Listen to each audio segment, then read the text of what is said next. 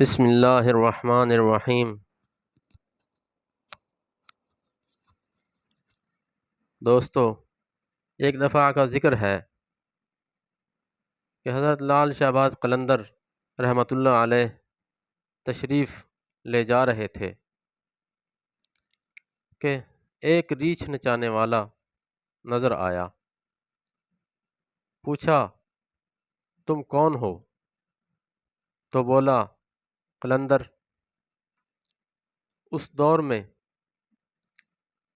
ریچھ نچانے والے کو بھی قلندر کہتے تھے۔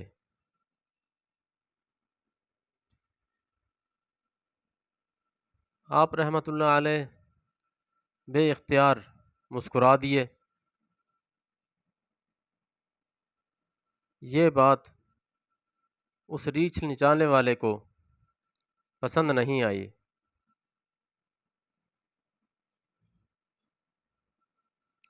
کہنے لگا، آپ کون ہیں؟ فرمایا، میں بھی قلندر ہوں۔ کہنے لگا، آپ کیسے قلندر ہیں؟ نہ آپ کے پاس ریچھ نہ ڈگڈگی، تو تماشا کیسے دکھائیں گے؟ فرمایا، پہلے تم دکھاؤ، پھر میں دکھاتا ہوں۔ ریچھ والے نے ڈگڈگی بجائی اور ریچھ کو نچا کر دکھایا۔ اس نے کہا، اب آپ کی باری ہے۔ حضرت لال شہباز قلندر رحمۃ اللہ علیہ دو درختوں کی ٹہنیوں پر کھڑے ہو گئے اور فرمایا، نیچے سے گزر جاؤ، مگر یاد رکھنا آگے جانا، مگر واپس کبھی مت آنا۔ جیسے ہی وہ نیچے سے گزرا، ماحول ہی بدل گیا۔ نہ وہ سورج کی گرمی، نہ گرد و غبار، جہاں تک نظر دیکھے خوبصورت پہاڑ، سبزہ وادیاں، نہ موسم گرم نہ ٹھنڈا۔ ابھی اسی سوچ میں ہی تھا کہ دیکھا ایک عظیم لشکر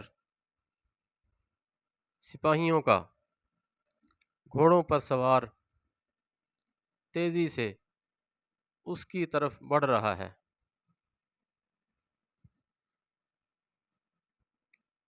وہ گھبرا گیا کہ آج تو خیر نہیں۔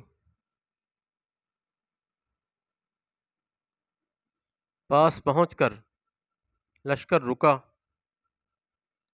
اور سپہ سالار آگے بڑھا۔ اس سے پہلے کہ وہ کچھ کہتا، سپہ سالار بولا، بادشاہ سلامت، آپ کہاں غائب ہو گئے تھے؟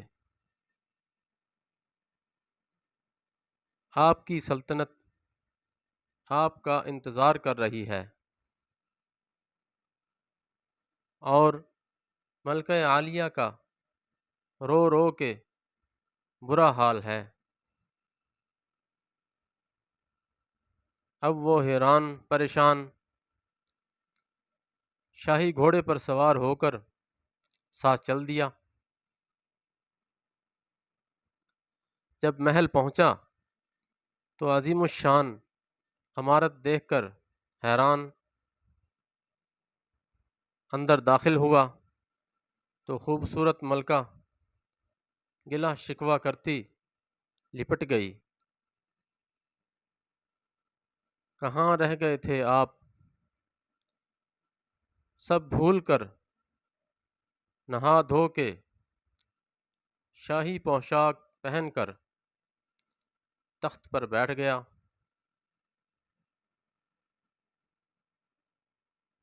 سالوں گزر گئے، بچے ہوئے، پھر شہزادے بڑے ہو گئے، بڑھاپا آ گیا، جسم سے جان، منہ سے ذائقہ چلا گیا۔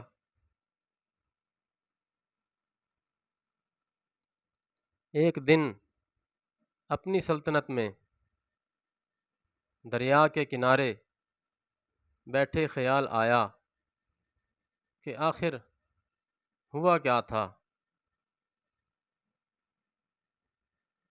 اسی جستجو میں